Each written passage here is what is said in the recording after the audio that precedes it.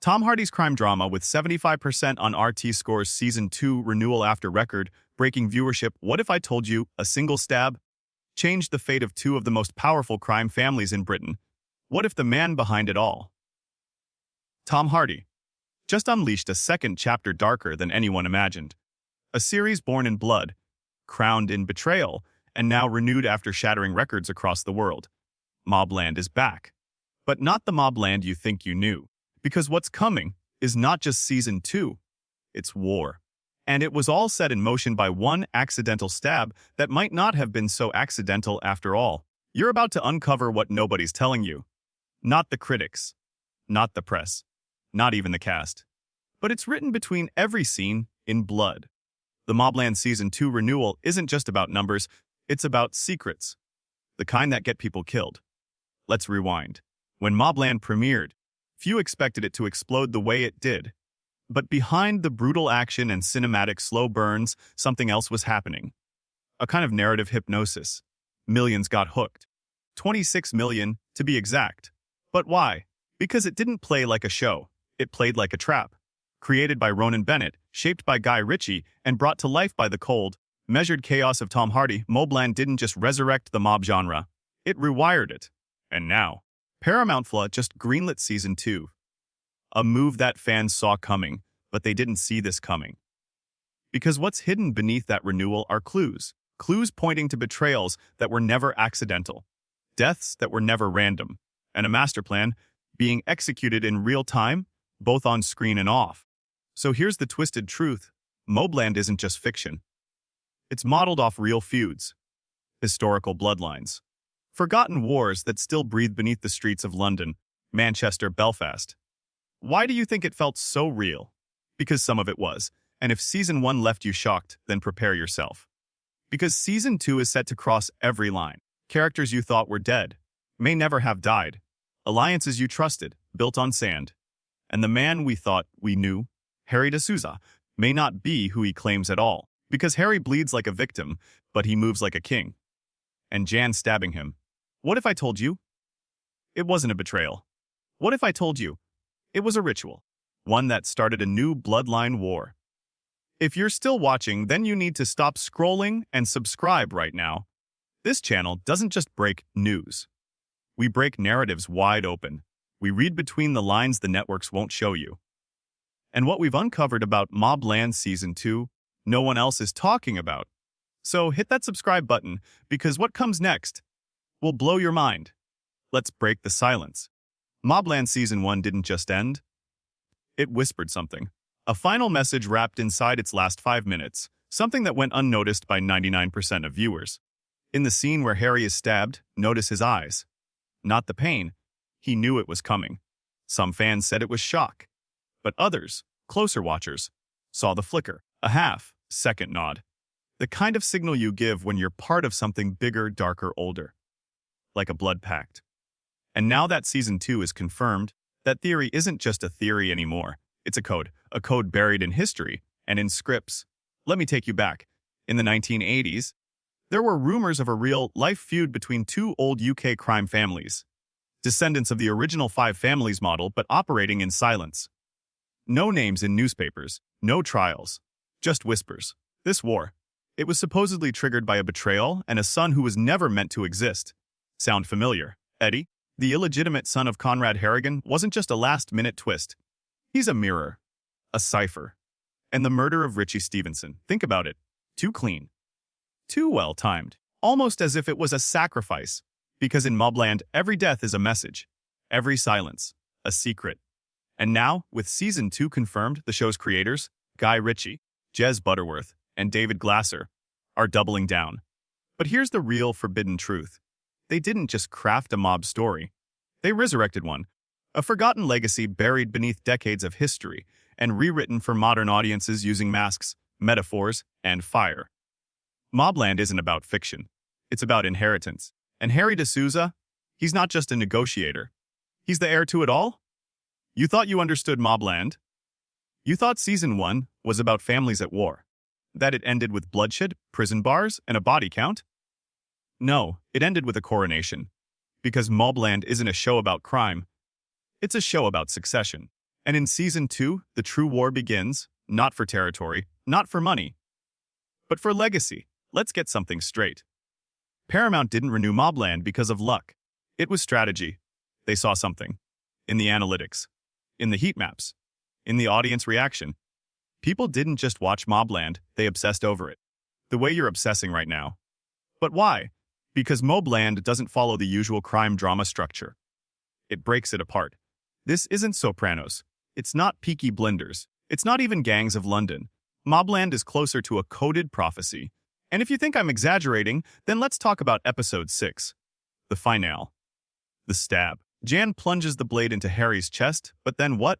No screaming, no retaliation, no chaos, instead silence, stillness. And if you look closely, you'll notice something behind Harry in that moment.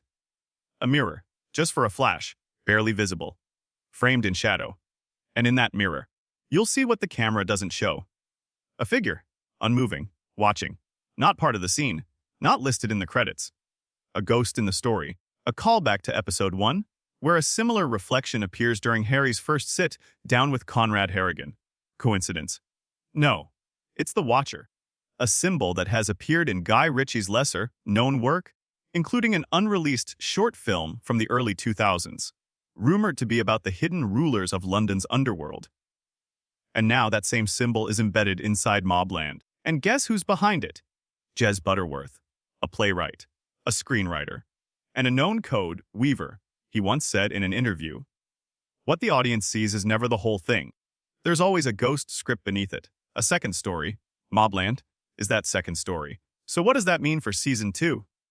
The official press releases are clean, polished, deceptive. But there are cracks in the PR armor. In an obscure Paramount investor Q&A, one of the execs slipped up. They mentioned returning characters no one expected. But wait, if they were never expected, why return?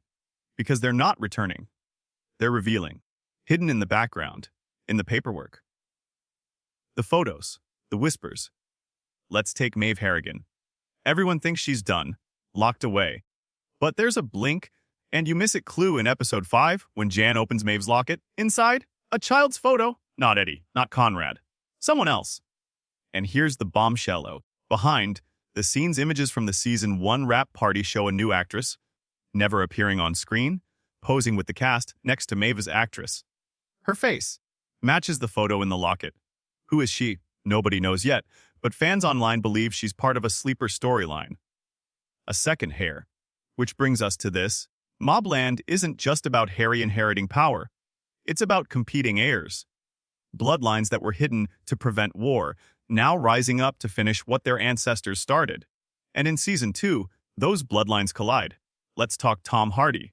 His performance as Harry D'Souza has been praised endlessly. But it's what he said off camera that reveals the true depth of this role. In an obscure UK podcast, Hardy said, "MobLand feels personal. Like we're telling a story that's been sitting in the dirt too long, waiting to wake up." He wasn't talking about fiction. He was talking about memory. Because in the criminal lore of Britain, there are stories, real ones, that no one dares film. Until now. MobLand digs into that silence. Why else would Guy Ritchie, a director known for stylized crime fantasy, suddenly pivot to something so gritty, grounded, painfully real? Why would Helen Mirren, with her royalty status in British acting, sign onto a project filled with brutality and blood curses? Because MobLand's foundation is real, fiction. Sure, but built on facts that have been obscured. Facts like the Harrigan name. Ever heard of it? Probably not, because it was scrubbed. But dig deep enough into 1950s UK gang history and you'll find mentions. Police reports, unresolved murders, whispers of a Kevin Harrigan who once owned half of East London without ever being seen. Now, guess who plays him in MobLand? Paddy Considine. Coincidence? Or resurrection? Season 2 won't just bring answers. It'll bring consequences. Here's what's coming, and what no one is prepared for. A blood oath older than the families themselves. A betrayal from inside the prison walls. A hidden heir who's not Eddie, but someone Conrad doesn't even know exists. A death in episode 3 that will break the fandom. And a flashback episode so violent, Paramount almost refused to air it. Because MobLand isn't just continuing.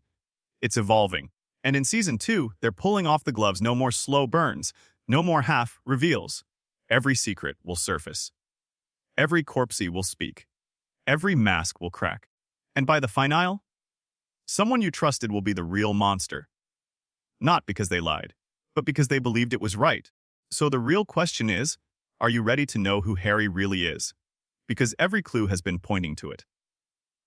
Every line of dialogue, every flicker of doubt in his eyes, every scene where he's almost killed, but isn't. Harry isn't the victim. He isn't the negotiator. And he isn't the peacemaker. He's something else entirely. And when you realize the truth, Season 2 won't be thrilling. It'll be terrifying. Because it won't just change the show.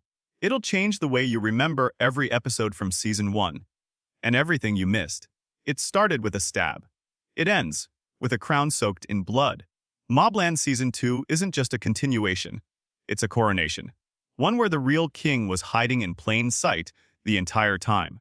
And now that every piece is moving, the trap is set. You're about to learn who Harry da Souza really is. But once you see it, you can't unsee it. Because the final secret of MobLand was always you. Let's start with what they never told you. MobLand was never about a mob war. That was the illusion. The smoke. The sleight of hand. What it was, from the very first frame, was a ritual drama, a slow excavation of power, hidden lineage, and long, buried vengeance. And it all centers on Harry. Here's what they hid, and what Season 2 is finally ready to unleash. Harry da Souza is not his real name. Let that sink in. Every file, every police report, every allegiance built around him, based on a fabricated identity. Harry da Souza is a manufactured shell, created by the Stevenson family years ago as a contingency, a sleeper agent in a tailored suit. But here's the kicker, he wasn't just placed in the war. He was bred for it. In Episode 4, we're shown Harry's back tattoo, barely mentioned in dialogue, but frame it, enhance it, and compare it to real historical mob sigils traced back to 1950s Irish clans, and you'll find a match. The symbol of the Red Morrigan, a death omen, a war deity, a mark worn only by the first-born sons of wartime kings. Now, tell me, why would Harry have that? Unless he wasn't sent to stop the war, he was sent to inherit it. Let's go back to the moment Jan stabs Harry. Everyone thought it was betrayal. Wrong. It was a sacrifice, a blood rite, one ancient, forbidden, and rooted in the criminal underworld's secret code. Something only a few historians and deep, forum sleuths have ever even discussed. Here's how it works. In ancient Gaelic mob lore, the ritual of ashes was the only way to activate a dormant hair, a symbolic death to kill the false name and awaken the true bloodline. Jan wasn't killing Harry, she was unbinding him, and that's why he didn't scream, because he knew. He was finally becoming who he was meant to be. But who trained Jan? Here's the twist. Maeve Harrigan. Even behind bars, she's been pulling strings. And you thought she was silenced. In the MobLand world, prison isn't a cage. It's a throne with steel bars. She's communicating through a coded newspaper system, each obituary hiding instructions passed to her loyalists. The funeral in Episode 2, not just a goodbye, it was a signal, a passing of the knife. Let's talk cast. They say no new leads have been confirmed for Season 2. But leaked casting calls tell a different story.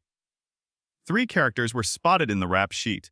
Helen Doyle, described as a fire-forged orphan-turned-accountant with a body count. A Margot Quinn, a historian with a vault full of mob family secrets. And finally, the quiet twin, a mute assassin, believed to be a myth, reappearing to collect a 40-year-old blood debt. But here's the real shocker. You already saw 2 of them. Helen, that's the man in the background of the Harrigan arrest scene, briefcase, scar over the left eye. And Margot, she's in the museum in Episode 1, talking to a school tour group for 2.3 seconds. You thought they were background extras. Wrong. They've been in the game the entire time. Because Season 2 isn't just adding new players, it's activating old ones. Now let's break your brain. The Ripple Theory. Your MobLand fan theory gaining traction on deep Reddit threads and encrypted forums. It claims every major event in Season 1 was orchestrated by Harry. Not just participated in, designed. Let's test it. Ritchie's death. Harry's watch is missing in that scene, deliberately placed on Ritchie's wrist as a time-coded message. Jan's breakdown, orchestrated with off-screen medication swaps from Episode 3. Harry has access. Conrad's arrest. Watch closely. The anonymous tip came from a burner phone found in Harry's trunk. So the man we trusted to make peace was planning the takeover all along. But why? Because Harry isn't just part of a family. He's the product of all of them. Son of a de Souza mother, trained by a Harrigan loyalist, funded by Stevenson money, and raised under the Red Morrigan's code. Harry is the endgame. Season 2 is his ascension. Want more proof? In a post-renewal interview, Guy Ritchie was asked what Season 2 would bring. He replied, Season 1 was the crime. Season 2 is the punishment. But what if he didn't mean punishment for the characters? What if he meant for us? Because once the truth is out, we'll realize we never really watched MobLand. We were part of it. Every lie we believed, every alliance we cheered for, every death we mourned, was the show using us to tell the story it couldn't tell directly. Because the audience was the final pawn. Still think it's just a show? Then explain this. The MobLand official companion website had a hidden login field buried in its code. View source. Scroll down. You'll find it. What happens when you crack it? A file downloads. Inside, a blurry photo. Harry Maeve and a third figure, face obscured, captioned only, was never alone. Who is the third? That babe is where Season 2 begins. Because Harry's not just taking power. He's sharing it. With someone even more dangerous, more silent, more patient. And when Season 2 drops, you'll meet them. But you won't recognize them. Not at first. Because the final twist, they've been in front of you since Episode 1. You've now seen what most haven't. The rituals. The lies. The real war behind MobLand's glossy surface.